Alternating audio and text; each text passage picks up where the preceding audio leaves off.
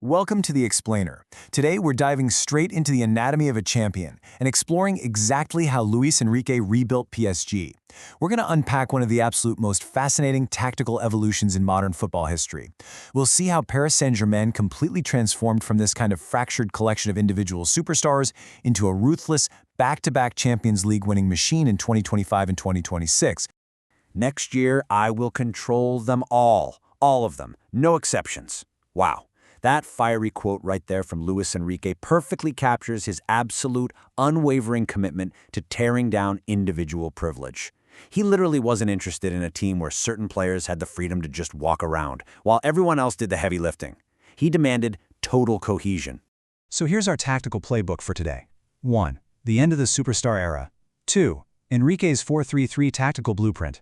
3. Dembélé in the press. 4. The midfield engine room. And finally, 5. Conquering Inter and Arsenal.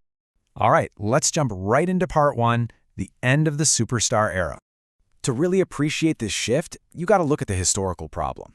Back during their so-called Galactico era, PSG boasted this eye-watering wage bill of 728 million euros. But tactically, honestly, it was just an incredibly expensive broken wall. Oftentimes, they only had 7 players actively defending. But Enrique flipped this completely on its head. He demanded what we call an ensemble era. Out went the heavy reliance on megastars, and in came strict positional play and hungry young talents like William Pacho and Desiree Doe.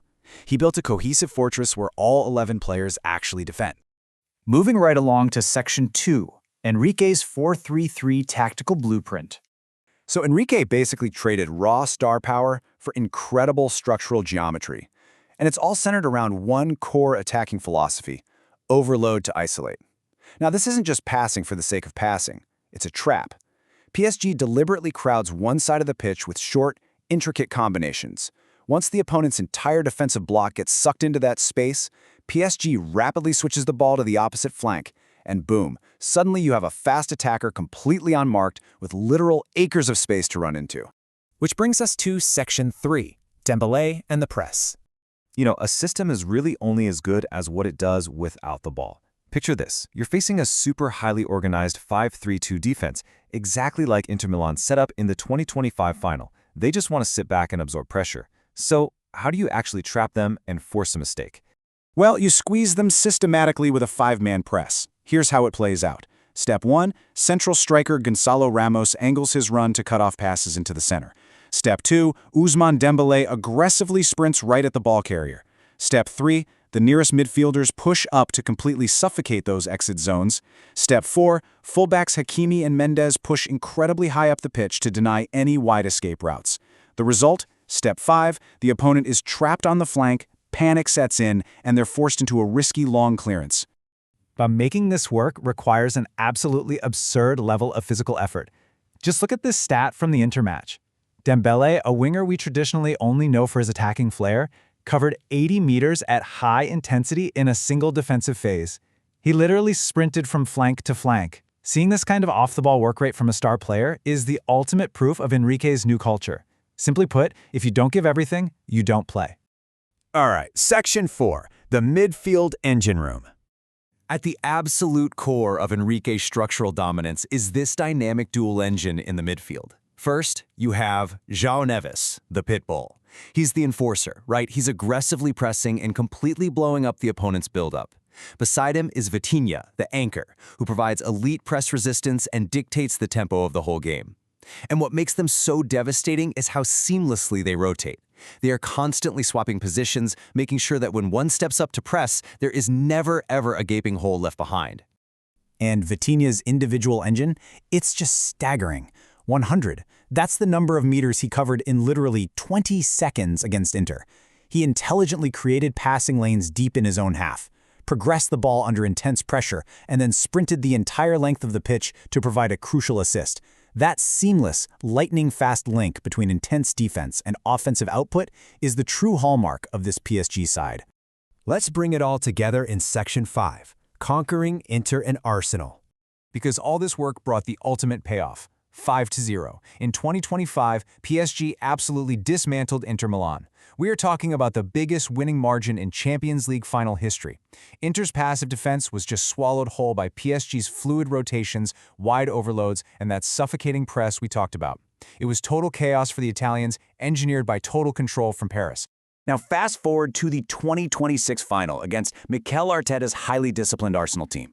This required a totally different kind of mastery. PSG held a massive 62% possession by basically systematically avoiding the center of the pitch. Vitinha used these incredibly clever diagonal passes to just completely bypass Declan Rice, which essentially forced Arsenal's best defensive midfielder to engage with thin air. By relentlessly overloading those wide channels, PSG stretched Arsenal's compact block until it finally broke. And all the while, they maintained a high-rest defense, meaning their defenders were perfectly positioned to kill any Arsenal counterattacks before they could even start. That kind of relentless structural pressure forces breakthroughs. Take a look at this rapid-fire sequence right before halftime that generated their crucial equalizer. Step 1. Vitinha bypasses the center with a sharp diagonal pass to Neves. Step 2. Neves instantly fires it forward to Kvaratskhelia. Step 3. Because PSG brilliantly overloaded that left side, Kvaratskhelia gets that coveted one-on-one mismatch against Ben White. Step 4. He attacks and he draws the foul. Step 5. Dembele steps up and converts the penalty. It wasn't just luck, it was deliberate positional geometry at work. So that sheer structural dominance held Arsenal to a tight 1-1 draw over 120 physically exhausting minutes. And fittingly, it was Lucas Beraldo who stepped up to score the decisive kick, securing a thrilling 4-3 shootout victory. Back-to-back European titles. That's how you cement Luis Enrique's legendary status in Paris. Enrique literally stripped away the ego, replacing it with geometry, relentless pressing, and total unselfish commitment. PSG finally built a real team instead of just hoarding stars, and it brought them the ultimate prize twice in a row. So as we look ahead to the future of European football, it leaves us with one massive, lingering question. Now that Enrique has built this perfect machine, can anyone actually solve his puzzle? Thanks so much for joining me for this explainer. I hope you found this tactical deep dive as fascinating as I did.